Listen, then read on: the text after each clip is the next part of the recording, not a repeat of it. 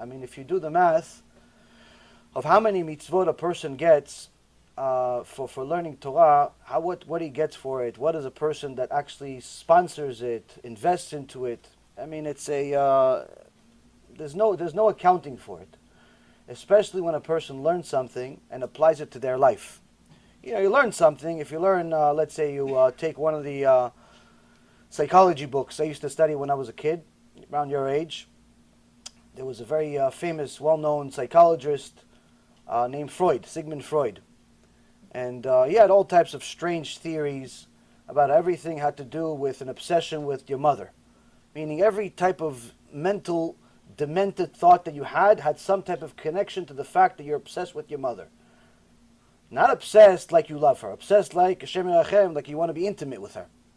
This is Sigmund Freud and Hashem Erachem. That's what happens when a Jew uses his mind not for Da'at Torah.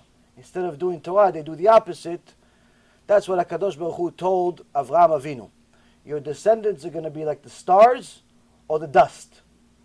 So the Chachamim say, what do you mean the stars or the dust? If HaKadosh Baruch Hu was making a promise, was making a prophecy to Avraham Avinu in regards to number, meaning that your descendants will be very numerous, then why say the stars and the dust? Because they're both very numerous and, you know, something that we can't count.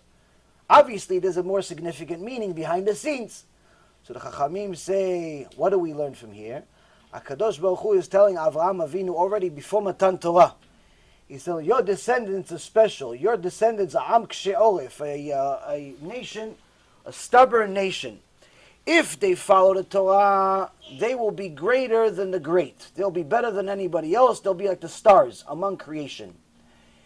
If they don't follow Torah, they're not going to be like everybody else. So for all of those people that are just trying to fit in with the Goyim, you cannot fit in with the Goyim, even if you want to. Why? Because HaKadosh Baruch Hu put into you a piece of Him. Put into you a neshama that is incapable of being like a Goy. You could think you're a Goy, but unfortunately what happens to a Jew when he tries to act like a Goy is he becomes worse than the Goy. And that's what HaKadosh Baruch Hu told Avraham Avinu. They're either going to be better than everybody else, they're going to be a light to the nation, or they're going to bring darkness to the world. People like Sigmund Freud with his demented theories, or Karl Marx with his whole communist theory that brought so much death to the world, you would think, why do they still celebrate this person? China has statues all over China. In Germany, they have statues of Karl Marx, a Jew. They don't tell you that he converted to Catholicism. They tell you he's a Jew anyway. Because in their eyes, there's no such thing. It's like Torah. Torah says there's no such thing as a Jew that converts to other religion. It just means that he's a Rasha. He could practice another religion. He's just going to go to Genom for longer. But as far as him converting to other religions, there's no such thing. You cannot take the Jew out of a Jew. Impossible.